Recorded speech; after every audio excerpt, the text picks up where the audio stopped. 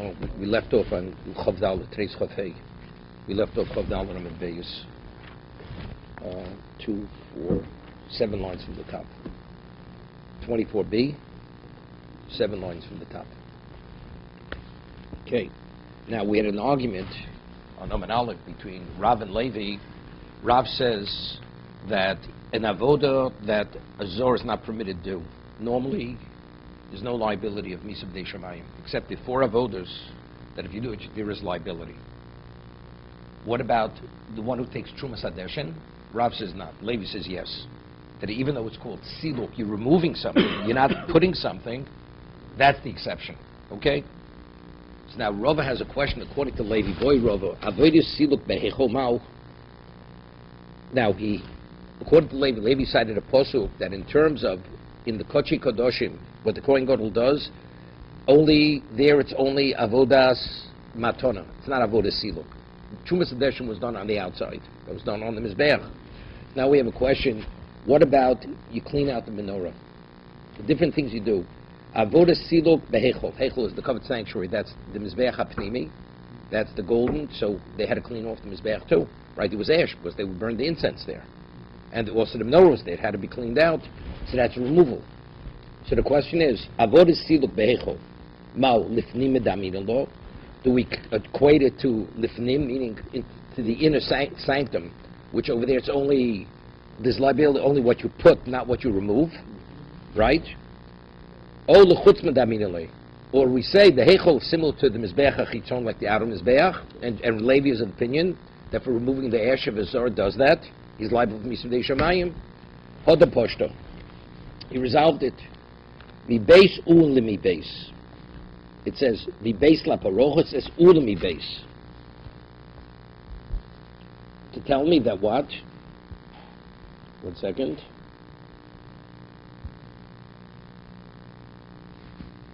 La heichol ki base kochi kadoshim, meaning the ulimi base, that the heichol has the same status like the lifnai lifnim.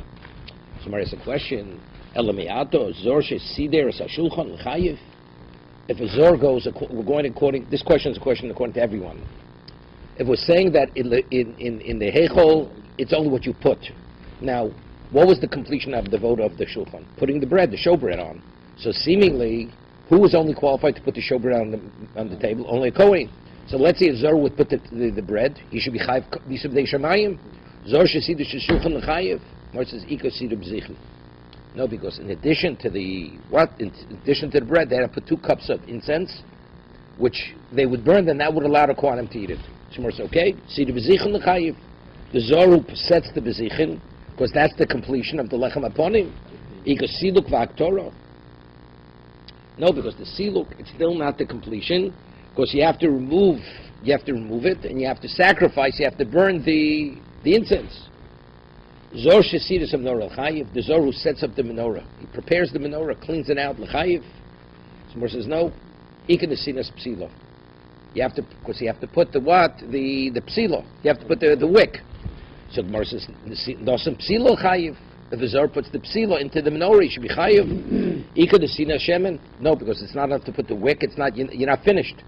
You have to put the oil. Someone says okay, nosem shemen l'chayiv. So the zor who puts the oil, he should be chayiv Misab Dei Shamayim because he's putting, or zikad loka, because you're not finished yet, because you have to light it. Somewhere says hidlok l'chayiv. If a zor goes and lights the menorah, he should be chayiv. Hadloka lav avoda. You hear this? Hadloka is not an avoda. Okay, so it's, even though up to that point it's considered an avoda, correct? But there's no liability for Misab Dei Shamayim because the conclusion doesn't conclude with putting the oil, because you have to light it, and lighting itself is not an avoda. So over here, there's a Tosas Yishonim.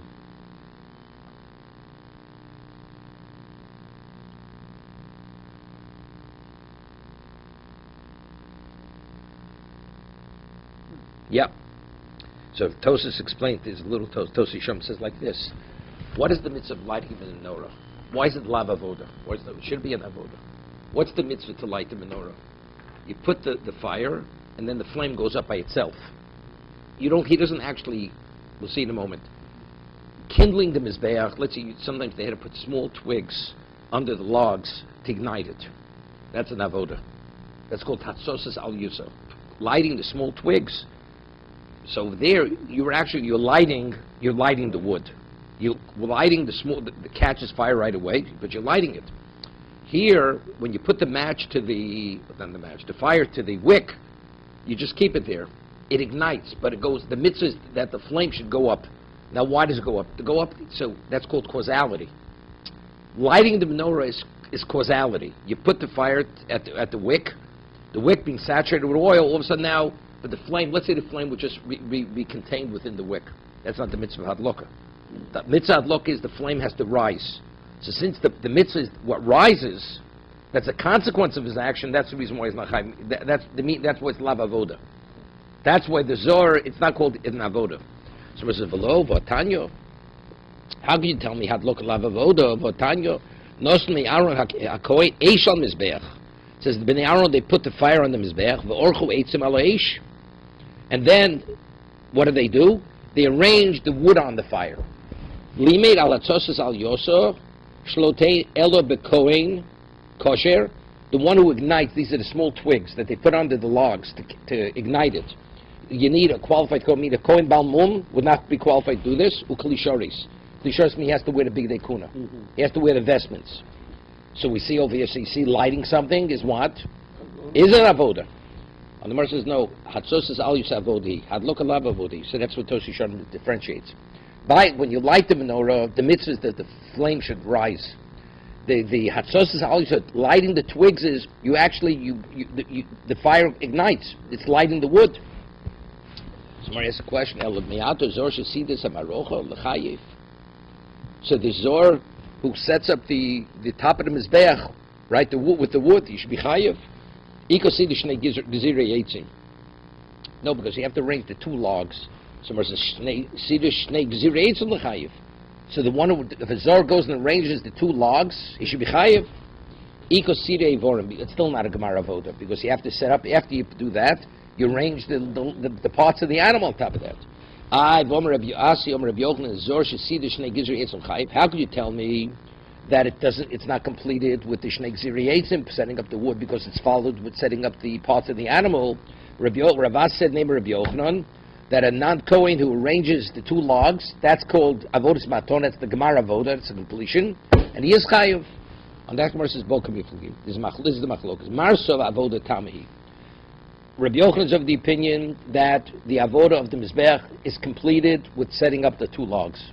So if it's two logs, it ends with that. Marsov alav avoda tamihi. The other one says no. Why? It's completed with what? Setting up, putting the parts of the animal there. Tanya comes to Rabbi Yochanan, the Rav, Tanya Kavosi the Levi. There's a machlokas between Rav and Rav says for Trumas Adeshen you're not chayiv, and Levi says you are chayiv. But we have a brisa supporting each one of these opinions. Tanya comes to Rav, avodah shezor chayiv aleim. What are the avodas that is chayiv misav de shemayim? Chayiv aleim miso zrikas adam bein lifnim bein lifnai v'lifnim. Sprinkle of whether it's on the inside or the outside. Maza chatus of, one who sprinkles the blood from the neck of the bird. Habamatzer, or one who squeezes. Depends what it is. He squeezes its neck against the mizbech and the blood drips down. 1 second. So Rashi says, by chatus of, you don't squeeze its neck. You take the neck and you sprinkle it on the wall. By olas of, if it's burnt of, right, that you squeeze it against the mizbech. Hamaktir, bolas of. Hamatzav v'mak bolas of. Hamenasa shloshe lugin mayim, shloshe lugin yain. One who does the nisuch. We had this before, right? Rav, it says, nisuch mayim, water and wine libations, that's Gemara Avoda. Tanya Kavos the Levi, we have Bryce Sports Levi, Avoda Shizachai V'leim, Miso, Hameirim is Hadeshin. Right, this is the correct, this is the, where they argue. One who removes the ash from the Mizbeach, V'sheva Azor Shebifnim, Shebimtzor V'amala Gam Mizbeach, Ben Dov Shekosh, Ben Dov Apostle. Okay, stop. So we have a Bryce which supports Rav, Bryce which supports Levi.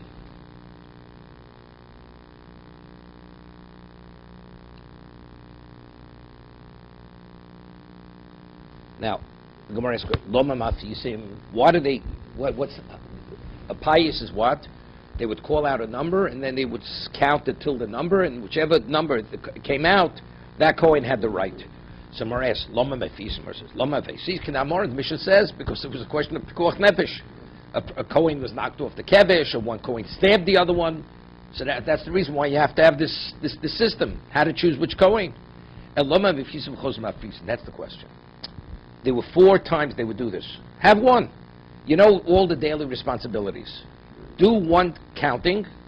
At one time, if they regather 4 times, they disperse. Now we'll get back together and do it again. Why do it 4 times? Do once, and you distribute all the responsibilities in a day. That's the Gemara's question. To create a what? An atmosphere, a tumult. There's an excitement in the sanctuary. Why? Asher Yachtov Namtik Sod. Together we will Namtik, we will sweeten the Sod. Vesel Chim Nahalech Berogish. In the house of Elokim we will go with excitement. There's a tumult. The Memefis, and how did they do? What exactly was the procedure of the Payis? The Kohanim who stood in the circle, did they wear their vestments at the time, or did they wear ordinary clothing? And after they were chosen, then they would change into the big day kuna, into the vestments. Yiddish question. Albert, you with me? You did this yesterday already? I'm up, yeah, a little bit. Yeah, okay. I'm off. Okay, review never hurt anybody. No. Okay, the Memefisa. Rav Omar, big day chol. Rav says ordinary clothing. Rav Shesham, big day kodesh. When they were in the circle and they were chosen, they were ready to go immediately because they were ready wearing vestments. Rav Nachman, big day chol. Why? The Amr, big day kodesh. Ika balis roas. The chamsi vav. You hear this? Because if you have them wear the big day kodesh, you have these strong-armed kohanim, even if they weren't picked, because when they heard, they'd go do it themselves. But if they already have to go for a change, they don't let them back in. Yeah? Unbelievable. You have the process. If the man doesn't get it, he forcefully takes it. This is Rav Nachman. So therefore, you start off with big day chol, non-consecrated garments. Shesham big day kodesh. Why? Diabri big day chol. Aga chagusei mikri v'avdik. Hear this? Because they're so excited about doing the avoda, without thinking they may start officiating without vestments. So if they officiate without vestments, it's not a valid avoda. Therefore, not to take that chance, when they're in the circle, they're already wearing the big day kodesh.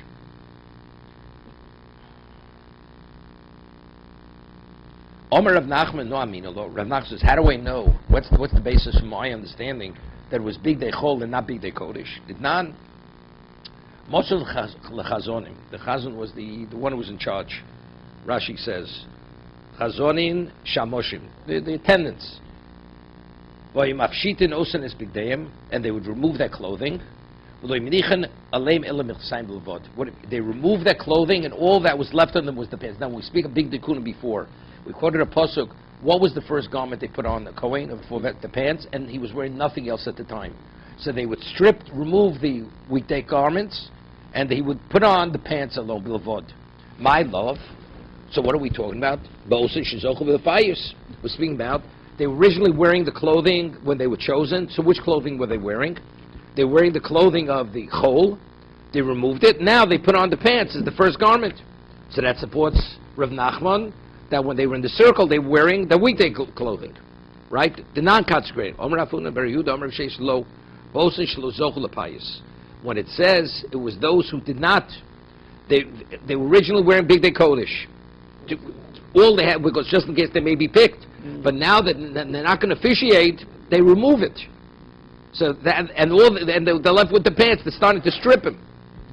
And it says it's more logical to say this, that they weren't big day kodesh. We're speaking about those who were chosen to do it. What do you mean? What do you mean they only had the pants? Right? They should dress them fully. How do we know the first of the vestments which he puts on are the pants? Talmud Loma, right? So what does it mean? They remove it and all he had the pants. Right? The pants are the first ones that he puts on. Yeah. 1 second.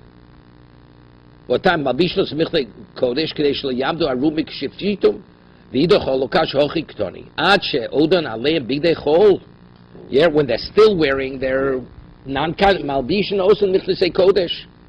So why do they put on the pants? So when they remove the, what's it called? The weekday, they won't be naked. Right? And then, after he wore the pants, they put on the other garments.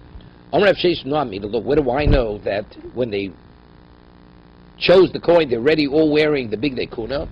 Tanya Lishkas Agozis. Kimin Basilki Gedola. It was like a very large room, a basilka, large basilka. Pious Bizrocha. And where did they do this pious? On the eastern side of this very large basilica, the Zokin Yoshev Bimarova.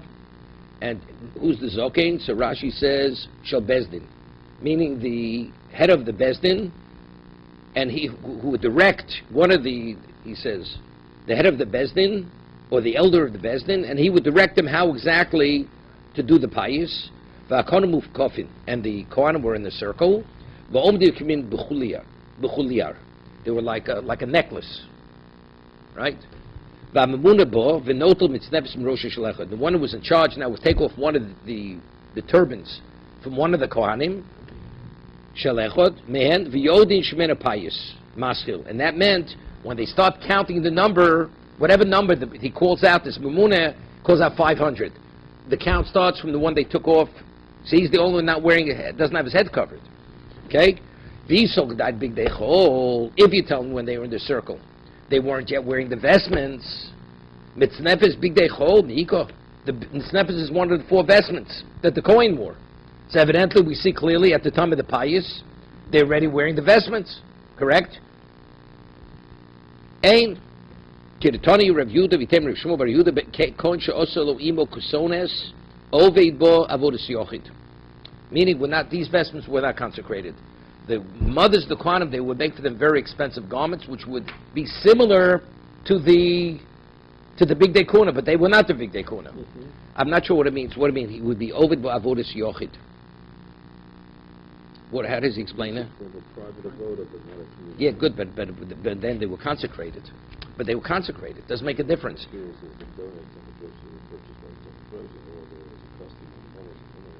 Therefore what? So seemingly they what right, that's Rashi. Where the such garments provided that they were donated to the temple, nevertheless they may be worn only for private, not communal. Because they weren't purchased originally from the Machzah Shekel. Right. I know, but I'm asking this, but still. So we're saying really, factually was Big Day Kuna, but wasn't the regular Big Day Kuna that they would wear. You hear what's going on over there. That's the answer. When they're drawing these lots, so it's the equivalent of a lot, it's to officiate in what capacity? A private capacity or tzibur, common tzibur? So that was our question. So he's wearing the mitznefes. The answer, no, the mitznefes he's wearing were consecrated, but it was given from private funds. Therefore, he would take off these.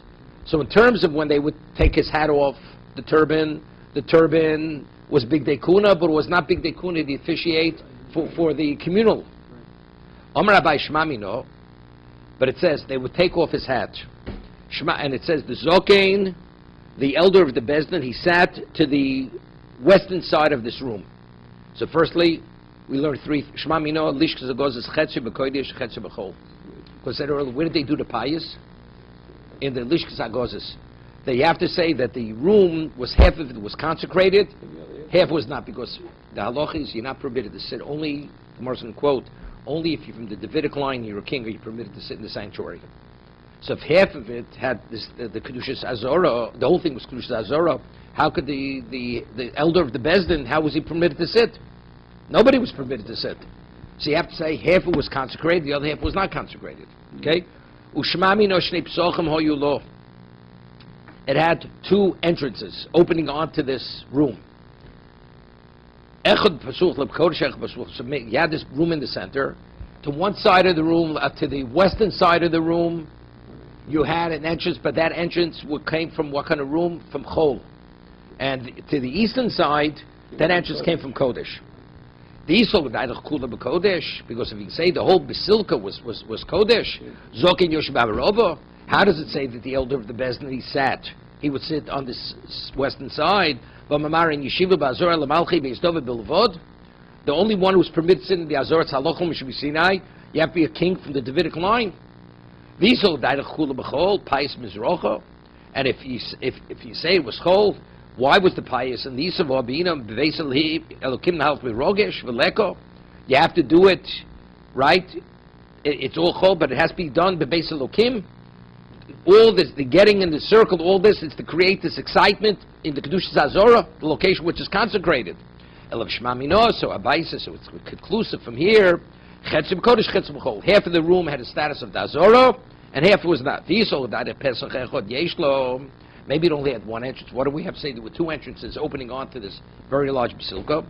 Kodesh, Zokein Yoshim B'Marova. How could the elders sit on the western side? The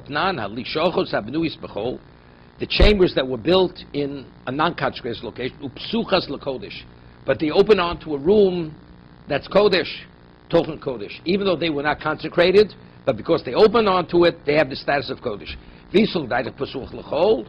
And if you want to say that the entrance which they went into this basilica there was only one entrance was chol, pais b'mizrocha, how could it Votanan benuyas bekodesh psuchas lo tochen chol. Alav shmameno. So Rabbi says, so we're forced to say how many entrances open onto this basilica? Two. One was chol, one was kodesh. The one that was open from kodesh was half was kodesh. The one that opened from chol, half of it was chol. Alav shmameno shnei psuchim hoyu lo echad psuch bekodesh echad psuch lechol. Right? You with me, Albert? Mm-hmm. Now, this is interesting. Tosas over here. The Gemara says that the only person who was permitted to sit in the Azorah was only you were king from the Davidic line. So Tosas asks,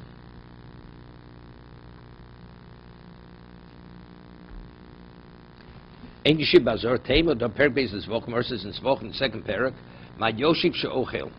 A person, the Kohen, when he eats kochim, he sits. But Ovat Chilo, but if he officiates in the sitting position, it's not valid. Vehechi Yochil, Vayin Yishib Azor, how is he permitted to sit and eat? You're not permitted to say only the king from the Davidic line. The Yishlom She'ochel Kochim Kalim Necholim B'chol Eir. Inami Omari Da'afa Gab Te'inshib Bazora L'Malchim Yizdov V'Lahanim L'Dvorim L'Avtzorach Avoda.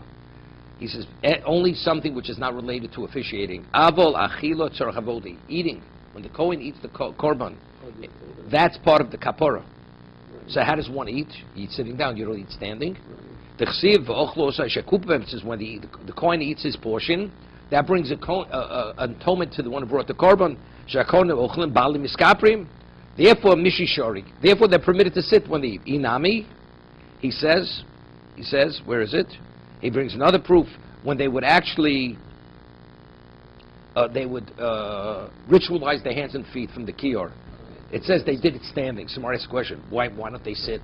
The Gemara says in Zevachim. What kind of question is they're not permitted to sit? The answer is no. Because if it would be a tzarech avoda, if it was to facilitate the avoda, that's avoda. Then he gives another answer because it says, we had this earlier by kochim, it says l'moshcha. They have to eat it in a regal way. How does a king eat? A king doesn't eat standing, he sits. So since the kochim have to be eaten in a regal way, therefore that's the reason why the Kohen's permitted to sit in the sanctuary and eat the kochim. Okay, further.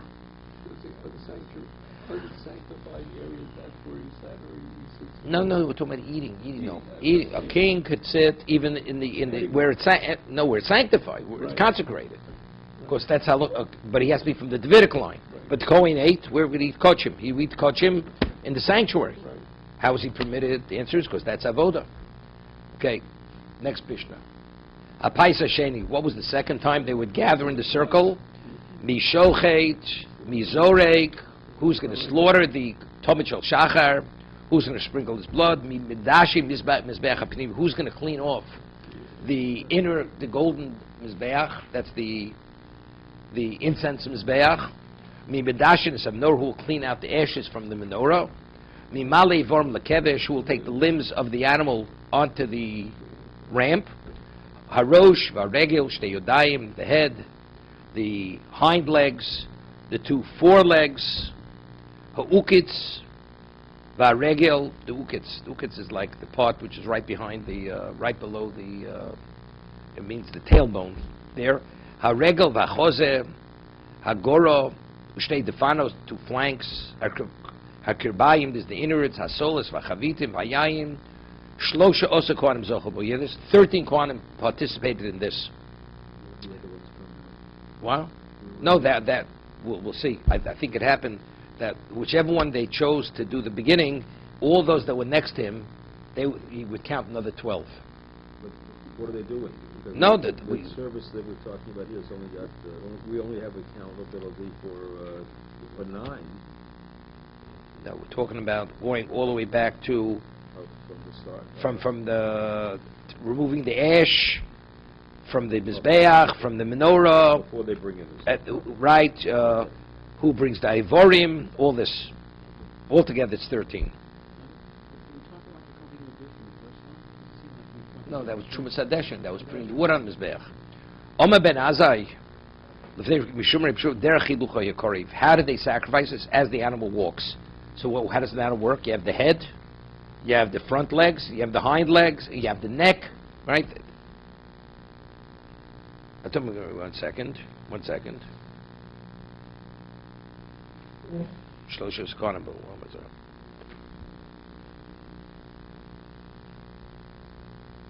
He asked the question, when it says the 13 Kohanim, did they do one pious, and that one pious covered all 13? Like I said, you found that one, and then you count down to another 12, right? Or no, they would have the one to start it, right? It would start, and then afterwards, each one of these 13, you would do another round. That's the Gemara's question. Go mi shochet. You take a look. You see this? The shochet was number 1, and then you had another 12 to follow. Go mi shochet. That's what he says. You go all the quantum that to his right, you count 12. He has the first, then you count 12 to complete the 13. Zrika shlish dishun mizbech hapnim and reveal menorah v'chein kulam. Odilma no. Toshma arba paisus oyusham. Here, quote, says there were only 4 times they would gather in the circle. Isol died cholavodei mefis and tuvavu. Why there were only 4? There were as many as you need. You had 13 just for the second one. Omer avnabar yitzchok yomer arba pomim nichnos in the office. Here, 4 times they would gather into the location.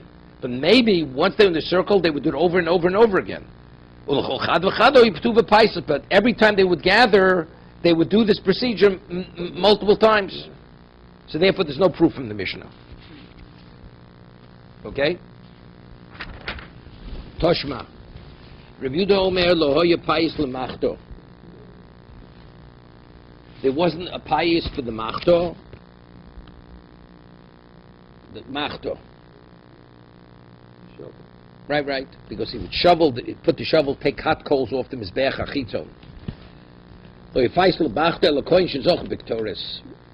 Omer Lazeh She'imo, the Kohen who merited to have the Ketores, to burn the Ketores, he would say to the one, Zcheini b'machto, take hold of the fire pan. Shani mechate. Yeah? Shani mechate, u'Ketores t'chad avodi, Shadi mechate, u'Ketores t'chad avodi. It's all one.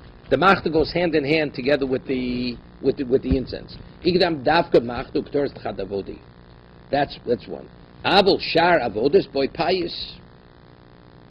So what's the inference? We only see the machta and the Ketores as one, but it seems to be the others that would be separate. Mar says no. Machta tzurtzota erchamina hova lo shchicho u'ma'atro natkin lo pious b'fnei atzmo. Since Ketores made a person wealthy, so therefore I would say, one second, hova lo shchicha Ketores ela pamayin liyom. It didn't happen that often. Ketores only brought twice a day. Therefore, I'd say that's the reason why it has its own pious. It does not. It also makes the person wealthy, right? Kamash Malon, no, it doesn't have its own pious. It doesn't have its own. It's part of the regular. Toshma Torah Rebchia lo lechol avoda voda b'faisin. Rebchia says every avoda did not have pa'el kohen shezocha b'tomid. He says explicitly, the kohen who merited to do the shchita of the tomid. Shteim osa echav kohanim Nimshochim imo shmamino. Here, the 12 quantum to his right, we count, he's number 1, and we count another 12 to make 13 to his right. So it's a conclusive proof. That they only did one pious, and the others were just automatically, they took the responsibilities. Is this for each of the 4 drawings? No. No, every drawing, you only did one drawing, and whoever you identified, that person that started it, and everybody who was alongside him filled in whatever was needed. That's the way we decide. That's the conclusion. That's the conclusion of the Gemara. Payasheni. You all right? The Mishnah says there was a Payasheni. Albert, what time's your appointment?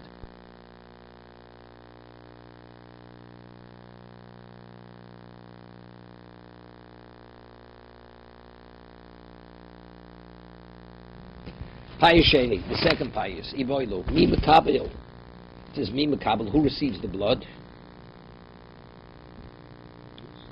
One second. It says in the Mishnah, Payasheni, Mi Shochet, Mi Zorek, Mi Medashen. Right? It says Payasheni, Mi Shochet, Mi Zorek, Mi Medashen, Mizbach HaPnimi, Mi Medashen. It doesn't say in the Mishnah who receives the blood. Right? It doesn't say that. It says who does the Shechita, who does the Zrika. Okay? Iboilu, mi mekabel. We have a shayla. Who does the Kabbalah? When you slaughter, what happens? All of a sudden the blood starts gushing from the neck. Receiving the blood. So what's an avoda? Who has the right to receive it? Is it the one that does the shechita? He's the mekabel. Mi mekabel. Shochet mekabel. Diyam zorik mekabel. Agav chavuse lo mekabele l'kuli dam.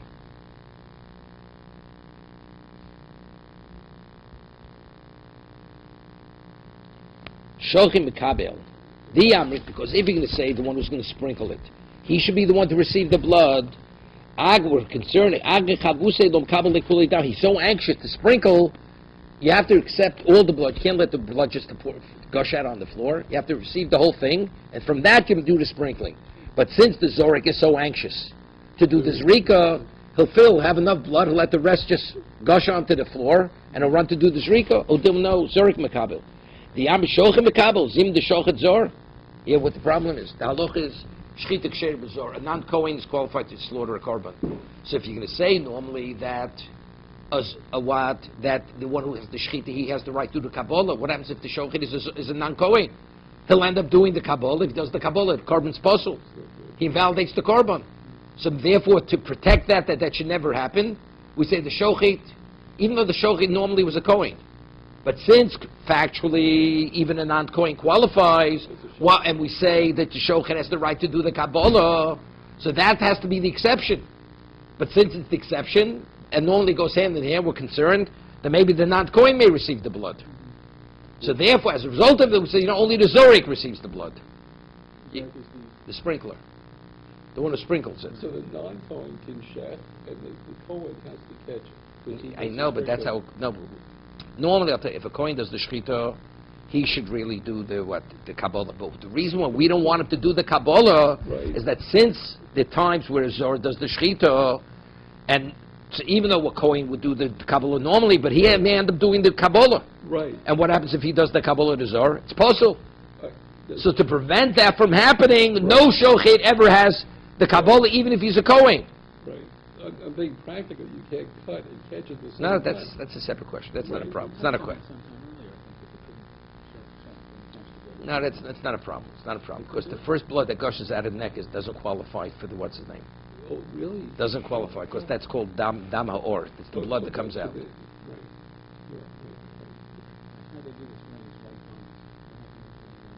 No, they practiced. They were experts at this. Firstly, you realize when they slaughter the animal was lying on its back. He could already have the thing waiting there. It takes a second, and he has to hold it in his right hand. Right. So he slaughters, drops it, and he has the vessel right there. So the first blood that comes out is doesn't qualify anyway for Zrika, because that's called the blood of the skin. That's like surface blood. It's only the blood comes out of the jugular vein. That's the blood that qualifies for Zrika. Collected into one vessel. One vessel. Okay? But it's interesting. The reason we don't want the Zorek to be Makabel, because he's so anxious to do the Zrika, he'll catch enough blood and let the rest just spill out on the floor. He needs to catch water. He's catch, and then from that, sprinkle part of it. And what remains, you pour on the base of the Mizbeach. Right? He sprinkles whatever he has to sprinkle, then what's left, it says he pours on the base of the Mizbeach. Toshma. Ben Cotton also Yud Beis Dad Lakir. We're going to have this later in the Mishnah. Ben Cotton, he made originally the laver. It took time for only one Kohen could ritualize his hands at a time and his feet. He made it with 12 spouts. He made a kid that had 12 spouts on it. So if it had 12 spouts, 12 Kohanim could actually ritualize their hands and feet at the same time. Kadesh Yud Beis Echav HaKohanim Hasukim B'Tomid Mekachim Yedeihem V'Raglim Vasachas. That 12 other Kohanim who participate together with the Shochet, they should also be able to. Hear this? V'Yisol V'Daito Shochet Mekabel Klei Sahave. If you tell me that the one who slaughtered, he also received it, the 13, it says there were 12 spouts, that is 12 brothers who were involved in the Tomid should be able to ritualize the sanctum of the hands and feet. If you tell me Shochid Mekabel Tleisavi, the 13, right? Allah Shmamino Zorik Mekabel Shmamino, it's conclusive proof. The one who sprinkles it, he's the one who's Mekabel. So the same person does the Zrika, so you only need 12. The Shochid, because it could even be a Zor, he definitely does no Kabbalah. So we see that Kabbalah goes together with what? Receiving. No. Collection. We're concluding now that the one who sprinkles, he's the one who collects the blood.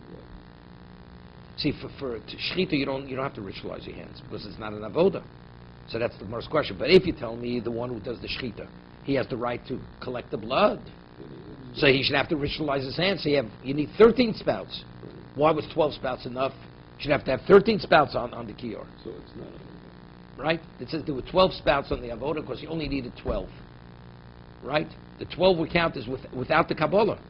But if you're telling me the Kabbalah goes with the Shechita, the one who slaughters, he contains the blood, so you have to have 13 spouts. Because that's number 13. The 13 responsibilities. See, if you couple it together with the one who sprinkles for the one sacrifice, so you have to have 13 spouts. Right? So if you say Zerika goes with the Kabbalah goes containing, it goes with the sprinkling. Okay, the same Kohen who ritualizes hand for sprinkling is covered even for containing the blood. But if you say it's associated with Shechita, so then you need another spout. You need 13. Shechita, you don't have to ritualize your hands because it's not an avoda. So the Gemara has a conclusive proof. Shmamino, Zorik Mekabel, Shmamino. Good. Right. Omalei Ravacha Breda Rovel Ravashi Afnamitinino. He says, I even have a Mishnah to support this, what you're saying. Right? We deduced it from a Bryce, from a Mishnah. Shochad HaShochet.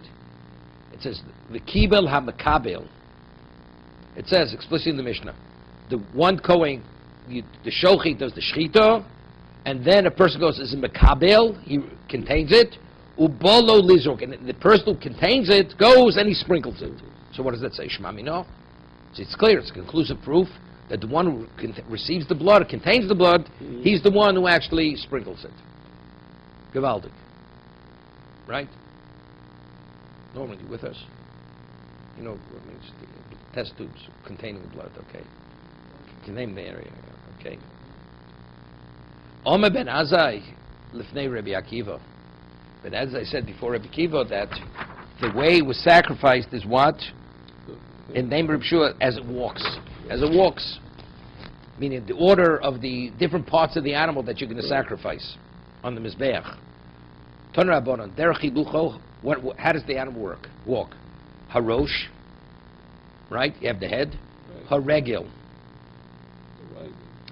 No. Regil is the hind leg. Right. The hind leg, because when the animal works, it first moves its hind leg as it walks. The head goes, the hind leg, hachozeh. Now the chest, Hagora. Gora is like the neck area, right? How does he explain Gora? The breast of the... No, Choza is the breast. Of the neck. The breast of the neck. The Gora. Ushtei Yodayim, those are the two forelegs. Shtei Defanos, the two flanks, that's the side. Ukitz, what's the ukitz? That's the tailbone, right? Varegel, that's the other hind leg. Now you know how a cow walks. So walks the first right hind leg, two front legs, and then eventually the left hind leg. Rabbi Yossi Omer derech hafsheto, oyekorif. It would be sacrificed the way they would actually skin it. When they would skin it, how would they skin it? Ketzad derech hafsheto. How would they skin it? What would be stripped first? Harosh varegel. Right, the animal was hung upside down. Upside down. Right. No, but the head wasn't skinned. The head, they sacrificed the head with the skin on it. Okay. So the first thing was the head. Now you have the hind leg, Oh, right? Good. Ukitz, the tailbone. Right. Haregel, the other. So it's upside down, just like you said. Shtei defano, shtei yodayim, hachozer, Good. vagora. The question is, why did they strip the forelegs before the breast? Oh, okay, because that's the outer part. The breast is the center. Kivome derech nitucho hayakoriv. The way when they would dismember it, they would cut it up into parts. That's the way they would sacrifice it. This is the third opinion? Third opinion, Reb Kiva. Ketzad derech nitucho. How would they dismember it? Harosh, varegel, shtei yodayim, achos vagora shtei defanos, vuketz varegel. Reb Yossi Omer, Aglili Omer, derech iluyov hoyakoriv. Yeah. Meaning, what are the best cuts of the animal? Based on the better cuts, that's the way you put on the best cuts first on the mizbeach. Derech iluyov harosh, varegel. I don't know why the head is so special. Rashi says, Derech meitiv shel mifcha nesochav mufcha kodem. I don't know, maybe because that has the brain in it. Okay? Haregel. And why the hind leg? Hachoz I hear, the breast I hear. It's the meatiest. Hagora. Shtei defanos I hear, right? The two flanks, that's all meat. Ukitz. Haregel, shtei yodayim. Second. Somebody's question, Aleph. Voksiv Kol Nesach Tov Yerech V'Kosev. It says, what is the good cuts of the animal? The thigh and the shoulder. And here it says, not the parts that you just spoke about. Hey, Bekusha. Meaning, we're talking about a very lean animal. A very lean animal. Nevertheless, the thigh and the what? The thigh and the shoulder still is meaty, even on a thin one.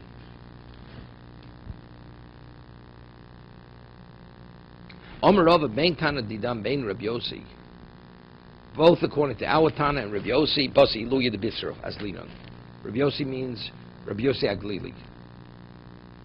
The better cuts. Maro the Basa Evro de Bisro, Maro Ozel Basa Sham de Bisro.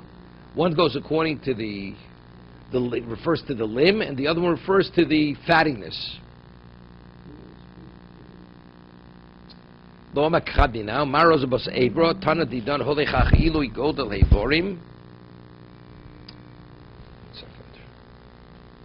I'm just finishing up the Daf Yomi.